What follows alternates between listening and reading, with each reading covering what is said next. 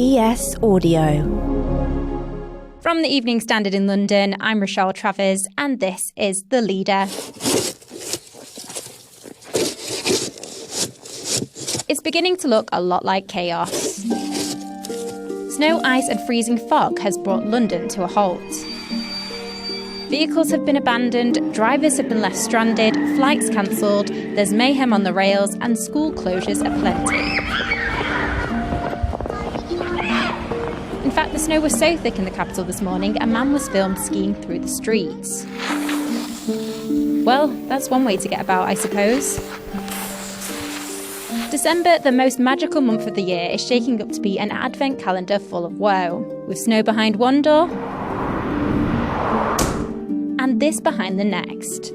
So over 40,000 members across Network Rail and the 14 train operating companies will take a series of 48-hour strikes on the 13th and 14th and 16th and 17th of December, and then again on January the 3rd and 4th and the 6th and 7th. Ross Lydall is the Evening Standard City Hall editor and transport editor. Well, I'm speaking to you this morning from Walthamstow. I'm at home just now because I didn't dare to try and get into the office, and it's fair to say that Walthamstow is something rather better known as Waltham Snow. It's completely covered in snow. It must be a good 6 inches deep here.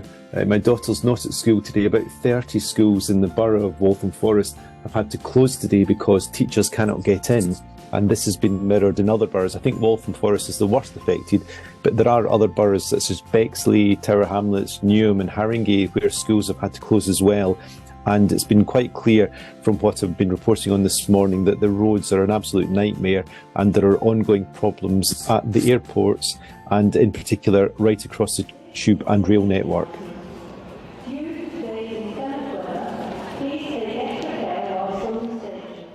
The problems with the airports began last night when both Stansted and Gatwick had to close their runways. Each airport has just one runway, unlike Heathrow that has two, and that meant that dozens of flights had to be diverted or delayed. It meant that for some people who were trying to fly into either Stansted or Gatwick, one flight ended up in Manchester, another went to Amsterdam, one went to Newcastle, and others returned to their sort of departure airport, so they ended up back where they began. Somebody else ended up in Brussels, they said. So there was quite considerable chaos last night. This morning, about many dozens of flights were still being cancelled or delayed coming into Stansted and Gatwick. There were also problems at Luton. There were problems last night at London City Airport and Docklands. And this morning as well, Heathrow said that many British Airways flights and some other operators were also having to cancel their flights. So it's estimated at least 200 flights over the last 24-hour period have been affected in some way by the snow. If we look at the state of the roads, there were particular problems on the M25, which had to close last night around sort of the South Mims, Waltham Cross area in the north part of the motorway. And again, there were problems there this morning where it was closed for a couple of hours. It only reopened around 8 a.m. And there were problems there that the National Highways Agency said that there were around 5 centimetres of snow there, but that caused vehicles to become delayed. And there were reports as well of some lorries jackknifing and obviously blocking the entire carriageway. So it was very dangerous there and difficult to get gritters out and emergency services out to vehicles and drivers in trouble. There were other problems this morning on the North Circular Road. That was particularly heavily congested because probably many drivers were trying to avoid going on the M25. We heard of one paramedic who was on the M25 trying to get home. He was off duty. He was trying to get back to Birmingham, and he said he'd been stuck there this morning for more than 2.5 hours. And he expected the traffic would have been bad, but nothing as bad as he actually found it. So that's the sort of sense of what's been happening on there. In terms of what was happening on the tube network, pretty much it's probably easier to say that very little was actually running normally, pretty much only the Elizabeth line. Across the tube, the problems were probably worst on the Central line, which had real problems at its eastern end around Woodford to Hainault, where that part of the track is above ground, and that was all sort of jammed up with ice and snow. There were similar problems on both northern branches of the Northern Line. So there were no trains there between sort of Archway on one side and Golders Green going north on the other. There were problems on the Jubilee line around the Willesden Wembley Park area, where people were being sort of turfed off the trains at Wembley Park and couldn't get further south into central London. There were problems on the District line, we heard, at Earl's Court, where passengers there were having to change and couldn't get on a city train. So it really was a pretty miserable experience for people trying to get into work this morning.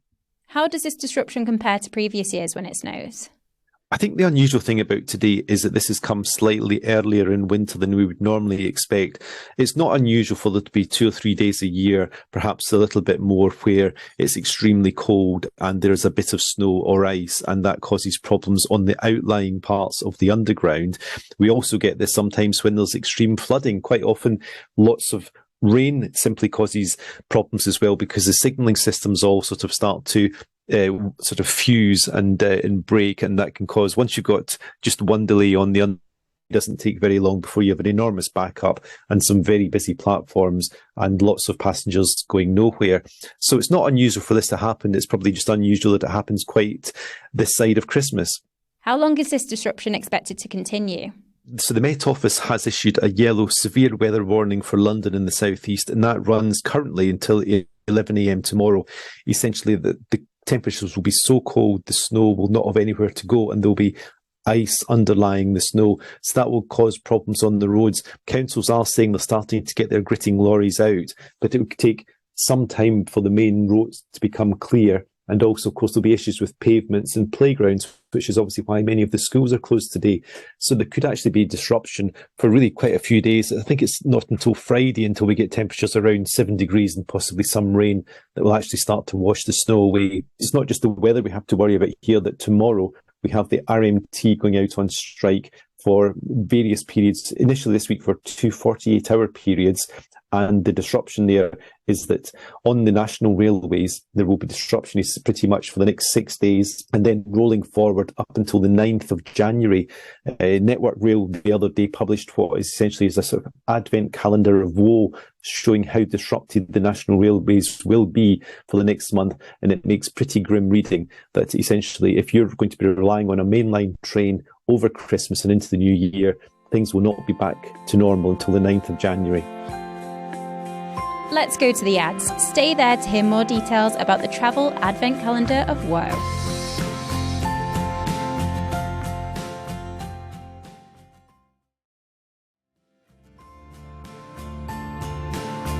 Ross, as you've mentioned, train strikes are also happening this week. Will this have a knock-on impact when it comes to other modes of transport too? Well, it's always worth bearing in mind in terms of how many people use the railways compared to how many use the tube. And it's roughly 3 times as many people use the tube on any day as use the whole of Britain's railways. That gives a sense of perspective. The tube is much more important, certainly to Londoners, although if you live in South East London, that's not the case where you have no tube line at all. So it just gives a sense of how many people we're talking about. You know, on an average day, you're looking to have about 1.5 million journeys on the national railways. And it's always the case that between Christmas and New Year, there's engineering work on the railways, and that some stations and some lines shut down to enable Network Rail to replace tracks. What is already known is that between Christmas and New Year, Victoria Station will be closed and Liverpool Street Station will be closed, both of the main line stations, not the tube stations. And that means that people using trains to get into central London will have a major headache there, and essentially won't be able to get into central London by train. That the Victoria trains will divert to London Bridge. With the Liverpool Street trains, essentially you'll have to find another way in, possibly sort of change your journey and pick up the central line elsewhere. So there's quite a lot of disruption already planned. The other issue we have is that in addition to the strike action planned on the national railways and at Network Rail by the RMT, their members are also going ahead with an overtime ban. Now, that will be on pretty much every day where there's not a strike. There will be an overtime ban, and that means that they won't be volunteering for any extra shifts or any extra work. And that will have the effect of reducing the number of trains on the network by about 20 to 30%. So essentially, on days when there is not a strike, there will still be fewer trains and probably more passengers trying to get around. So you'd end up with much busier trains and fewer trains.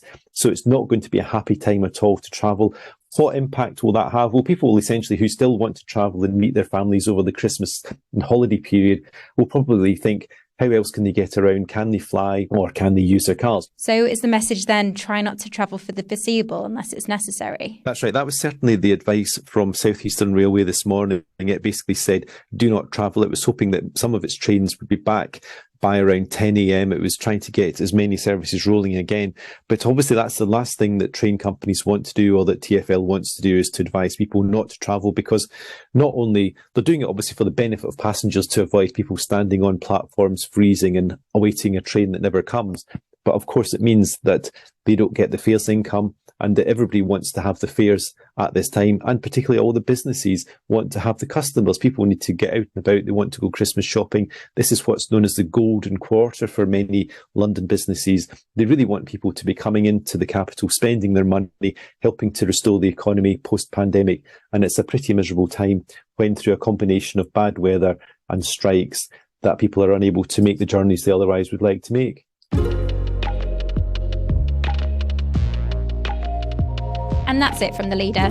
This podcast is back tomorrow at 4 p.m.